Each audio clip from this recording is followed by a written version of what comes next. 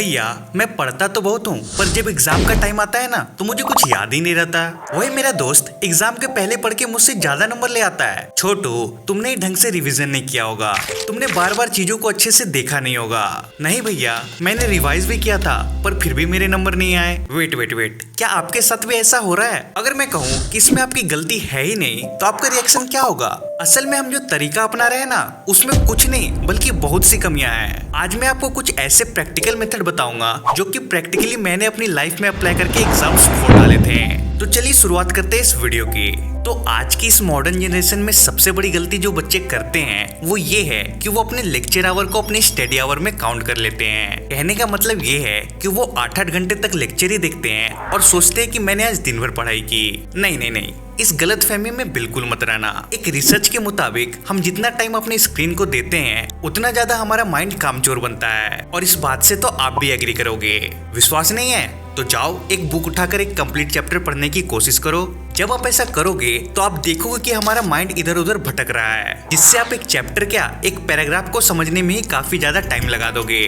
तो भैया इसका सॉल्यूशन क्या है? हम लेक्चर ना देखें? अरे छोटू, लेक्चर बिल्कुल देखो, लेकिन सिर्फ टॉपिक को समझने के पर्पज से। एक बार तुम कॉन्सेप्ट समझ गए तो उस चैप्टर को वापस से बुक से पढ़ने की कोशिश करो। जब आप ऐसा करोगे तो आपका 30 से 40% काम तो यही बन जाएगा। अब हम सब ने बचपन से सुना है कि बार बार चीजों को देखो, इससे वो आपको ज्यादा दिनों तक याद रहेगी। तो क्या ये बात सच भी है? हाँ, ये सच तो है पर पूरा सच नहीं। क्या बात कर रहे हो भैया, ये कैसे पॉसिबल है? मैंने बचपन से ये बात सुनी है, ये बिल्कुल सच है। तो छोटू, मैं इसे प्रूफ करता हूँ कि ये बात आधी अधूरी सच है। देखो, हम सब ने अपनी लाइफ में 10 रुपए का नोट काफी बार देखा है ना? तो क्या तुम उसकी एक ड्राइंग बना सकते हो?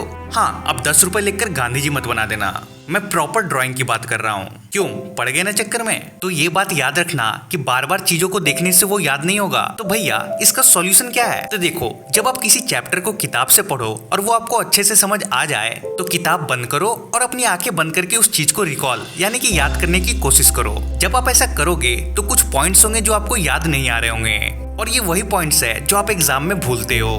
हाँ, शुरू में दिक्कतें आएगी क्योंकि आपके ब्रेन को इस चीज की आदत नहीं है, पर ट्रस्ट मी, ऐसा करके तो देखो, आपकी भूलने की बीमारी धीरे धीरे ठीक हो जाएगी। अब आपको इतने पर ही नहीं रुकना है। जब आप चीजों को रिकॉल कर लो तो उसे अपने हाथों से कॉपी पर जरूर लिखो। अब मैं ऐसा इसलिए कह रहा हूँ क्योंकि हमारे माइंड के साथ साथ हमारे हाथ की भी एक मेमोरी पावर होती है, और जब आप कोई भी चीज को बार बार लिखते हो तो वो हमारे सबकॉन्शियस माइंड में जाता है, जिससे वो आपको काफी दिनों तक याद रहता है। हाथ की मेमोरी पावर, ये भैया कुछ हजम नहीं हुआ। तो छोटू, इसको भी एक एग्जांपल से समझो। कई बार हम साइकिल चलाते चलाते कहीं जा रहे होते हैं और अचानक से कोई सामने आ जाता है तो हमारे दिमाग के पास सोचने का टाइम नहीं होता, लेकिन फिर भी हमारा हाथ ऑटोमेटिकली ब्रेक लगा देता है। हाँ, ये रिफ्लेक्स एक्शन के कारण होता है, पर ये भी तो देखो, ये तब हो रहा है जब हमने इसकी बार बार प्रैक्टिस की है, वरना किसी नए इंसान को साइकिल दे देना और फिर अंजाम देख लेना। तो इतना करने के बाद आपका 80% काम पूरा हो जाता है, लेकिन बचा हुआ 20% काम वही कर पाएगा जो सच में काफी मेहनती होगा, या ये भी कह सकते हो कि वो बैक बेंचर होगा।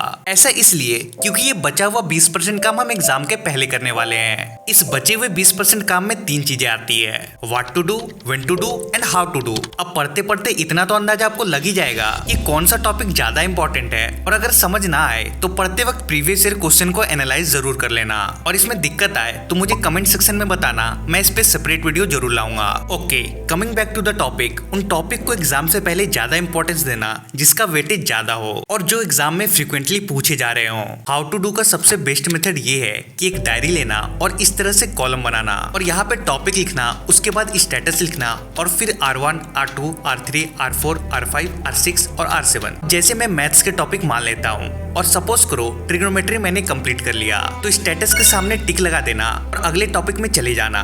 R1, R2, R3, R4, R5, R6, R7 का मतलब है रिवीजन। अब आप उस टॉपिक में 2-3 दिनों बाद वापस आना और आकर अच्छे से बताए गए मेथड से रिवाइज करना, और ऐसा आपको 7 बार करना है, और मैं आपको इसकी गारंटी देता हूँ कि आप उस चीज को नहीं भूलोगे। अब अगेन, इतना बस 2-3% लोग ही करेंगे, बट जिसने कर लिया, कांग्रेट्स, तुम रेस में आगे बढ़ चुके हो। और जब आप ऐसा करोगे ना तो आपके अंदर से एक सेल्फ कॉन्फिडेंस आएगा। और एक बात याद रखना, पढ़ाई की लत वो लत है जो आपको एक बार लग गई ना तो ये रील्स के नशे कब उतर जाएंगे आपको पता भी नहीं चलेगा। पढ़ाई इतनी इंटरेस्टिंग चीज है कि आप इस बात का अंदाजा इसी बात से लगा सकते हो कि दुनिया के 1% लोग सक्सेसफुल बनने के बाद भी किसी न किसी तरह के किताब पढ़ते रहते हैं। चाहे आप स्वामी विवेकानंद को देख लो या फिर अब्दुल कलाम को, क्या अंतर था उनमें? वो भी तो इंसान ही थे। उनमें और हमें बस अंतर सोच का है। वो देश के लिए जीते थे, तुम रील्स के लिए जीते हो। वो हर वक्त ज्ञान कंज्यूम करते थे, तुम वाहियात कंटेंट कंज्यूम करते हो। जिस दिन तुम्हें ये अंदर से आवाज आएगी ना बेटा कि तुम कर सकते हो, तो भाड़ में गए लोग और भाड़ में गई दुनिया। अपने पैशन को फॉलो करना और ज्ञान हासिल करते रहना। अब अगली वीडियो किस पे चाहते हो कमेंट करके जरूर बताना।